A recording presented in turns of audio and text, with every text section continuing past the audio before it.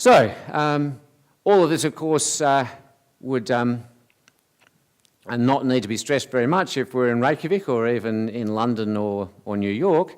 In Australia, I certainly run into people saying, well, crisis, what crisis? And even financial commentators who ought to know better, sort of suggesting that really this isn't a problem with which we in Australia need to be concerned. So we certainly have had, I would say, a lucky escape so far, not entirely luck by any means. There was some good management in the lead up to the crisis. I think it's fair to say that the experience in particular of the recession of around 1990 produced some more cautious attitudes, and the benefits of that hadn't fully been exhausted by the early years of this century, so we had rather less aggressive engagement in speculation than some other countries. And I'll certainly give credit to the Reserve Bank that, unlike, for example, the US Federal Reserve, the Reserve Bank consistently expressed negative views about at the asset price boom and asset-based speculation, a good deal of hand-wringing about whether policy should be used to burst bubbles and so forth. Quite a lot of interesting discussion in which I participated, but certainly nothing like the boosterism that we saw from Alan Greenspan, who very much welcomed households taking out second mortgages against the value of their house and using that to finance additional consumption, stimulating the economy. I should mention in the good management here, not in the monetary, not in the financial sector, but also Australia moved rapidly to fiscal stimulus when other countries dragged their feet, and that's also an important step. A lot of good luck though, and I think again quoting the former Governor of the Reserve Bank Ian Macfarlane points to two factors. The first, we had the four pillars policy, which precluded mergers among the major banks, really guaranteed a position where they couldn't compete too hard against each other, weren't desperate to undertake the kind of high-risk options that some other banks were taking in the dash for growth. I guess a bank like Royal Bank of Scotland, for example, is the poster child for disastrous acquisitions leading to a highly speculative strategy. So important to note that the four pillars policy was very much seen until the crisis came, not as a sensible prudential measure, but as a political concession to public concern about bank monopoly power. It was something which the banks weren't that happy about, and which, again, the advocates of a purist approach to free market financial regulation weren't too happy about. Even more striking and somewhat against, surprisingly for somebody like myself who's always been concerned about the current account deficit, its effect in Australia was that the domestic banks had, their primary business, their primary net business is taking savings from overseas and investing them in Australia. The result was that they were much less keen than banks in surplus countries to buy assets ultimately derived from mortgages issued to people with no capacity to repay them, the so-called subprime, Alt-A, and so forth, loans that formed the basis of a tower of ever more complex derivatives, which has now collapsed.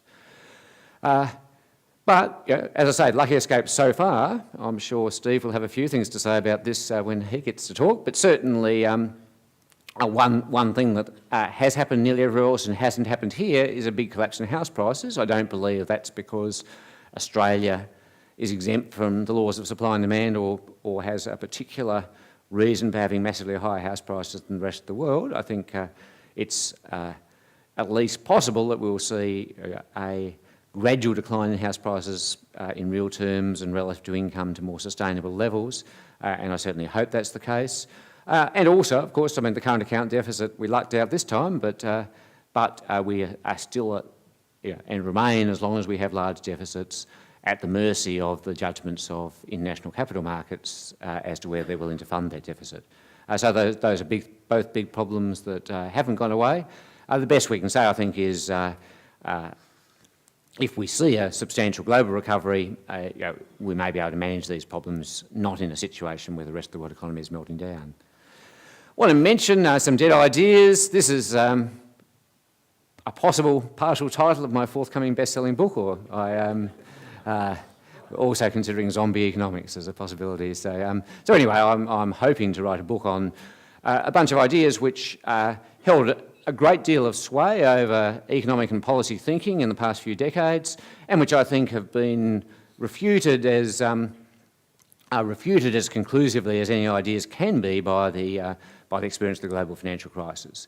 The big one, the efficient financial markets hypothesis, the idea that financial markets provide the best possible estimate of asset values and hence the best guide to investment decisions. And so this argument was used right through the bubble era to say, well, look, Professor Quiggin and Professor Keane and others can get up and say that these house prices are crazy, that you can't make a sustainable business out of loaning money to people who don't have a job and don't have any capacity to pay their debts. Going back a decade, that lending money to a so-called dot-com company that has no products and no revenues and bidding the shares of that company up to stratospheric levels is a very crazy idea. The efficient markets people said, well, you might think that, but we can prove that the market always gets these things right, or better than any other judgment possibly could. I think that it's clear that first that the markets can get things very badly wrong, and second that that's wrong in a policy relevant fashion. That is that governments in the end need to take a call that financial markets have got these things wrong and intervene to sort out the consequences. The second is a sort of story about the macro experience of the period from the mid-80s to the recent past. It goes by the name of the Great Moderation, one of many catchy phrases that were popularised by Ben Bernanke. And so the general idea was, again, that while you might criticise the theory underlying a macroeconomic and financial policy during this period, the proof of the pudding was in the eating. It was argued that the system was becoming ever more stable and that therefore these ideas, whatever their theoretical problems, had to be accepted. I think we can now see that this stability was, as critics like myself said right through, was being maintained by building up ever more risky piles to stop the structure collapsing into the sand as it ultimately did. Finally, and critically in policy terms, trickle-down economics. The notion that we saw, of course, that the vast majority of the benefits of this growth were going to people in the top 20% or so of the income distribution, and within that group, a huge proportion within the top 1% or so of the income distribution. The idea, again, and there was some apparent support for it, was that nonetheless, sooner or later, the median household and poor households would be better off than if we had a system, with more direct attempts to improve their position at the price of lower economic growth. So together, I think these ideas provide the basis for limited financial regulation, a laissez-faire attitude to financial innovation, in which we just said if financial institutions want to introduce new financial products, unless regulators can demonstrate that there's something badly wrong with them, we just go ahead and let them innovate and deal with it, and then try and catch up with the consequences afterwards, and laid the basis for massive growth of the financial sector. Towards the end of the crisis, the financial sector was accounting for something like 40% of US corporate profits, and that's a startling amount for what's essentially supposed to be, has always been in the past, a minor service function ancillary to the general business of providing goods and services that people can actually use. So, in this stage, of course, we don't know how the crisis will turn out. Over the last few months, there's been a bit of a cyclical movement, a fair bit of optimism in March, another wave of pessimism, I guess, in April and May, a bit more optimism now. Hopefully optimism this time will be more soundly based. In particular, around about this time, fiscal stimulus in the US should start to kick in, and hopefully it will prove to be adequate to take the edge off the crisis. But I'll go right back though to the beginning. The immediate response to the crisis, near meltdown in October 2008, was massive expansion of government guarantees of the financial system, and that's a process that hasn't stopped. We're looking right now in the US at guarantees for commercial real estate. Of course, we in Australia have had the proposal for the so-called RUD Bank for quite a long period. So, although the recession originally started in the residential sector, a deep recession naturally reduces the value of commercial real estate, and so we're seeing guarantees.